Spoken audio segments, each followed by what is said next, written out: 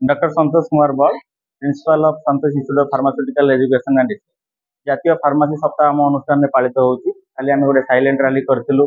आज blood donation camp कर रक्तदान महदान यहाँ समस्त आम जाचे। सब पाने इच्छुक होगी बहुत निजर इच्छा शक्ति सब रक्त दौरान स्टाफ मैंने रक्त दौरान निश्चित भाव गोटे महत्व कार्यक्रम आज आम अनुष्ठान पालित हो 70 ରୁ 80 यूनिट पाखापाखि आम टार्गेट रखीचु। बहुत पिला माने आग्रह कि निज इच्छा अनुसार ब्लड दौरान स्टाफ मैंने बहुत आग्रह कि ब्लड दौरान निश्चित भाव में जहाँ मुझे कहली रक्तदान महत्वदान आम गोटे जीवन को बचाई पार रक्तदान सहायतार आम पिला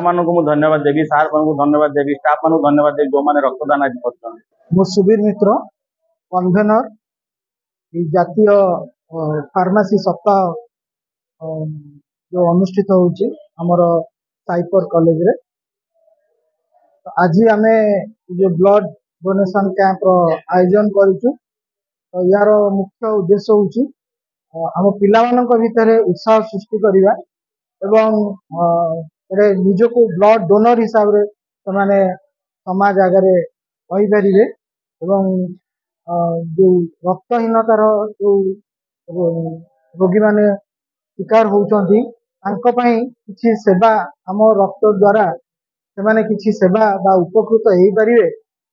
सेटा ही आमर मूल उद्देश्य। एवं एथर जातीय फार्मासी सप्ताह जो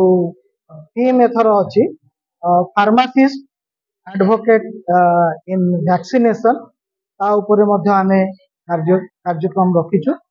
और आगामी दिन में ये सब कार्यक्रम गुड़ा को आमे पूरा करी चेष्टा करूँ। प्रोफेसर विचित्रानंद त्रिपाठी साइपर संतोषी institute of pharmaceutical education regulation professor ये जो 64तम जातीय फार्मासी वीक जोटा कि इंडियन फार्मास्यूटिकल एसोसिएशन द्वारा प्रति वर्ष हुए आमर मध्य ए वर्ष होची प्रति वर्ष लगातार 9 वर्ष छात्र एटा 10 वर्ष आ प्रति वर्ष भली ए वर्ष मध्य इंडियन फार्मास्यूटिकल एसोसिएशन गोटे थीम देछि जोटा कि फार्मासिस्ट एडवोकेट इन मेडिसिन आ ए परिप्रेक्षी में आम एक रक्तदान शिविर अनुष्ठित करछु। जो रक्तदान शिविर में पाखापाखि 70 ରୁ 80 यूनिट आम आशा करूँ ब्लड कलेक्ट हम जोटा कि बहुत केस रे एनीमिया थैलेसीमिया केस रे आम ब्लड देकी सारा विश्व को जन देवाई चाहूँ जे रक्तदान ठार महत्वान आ कि ना।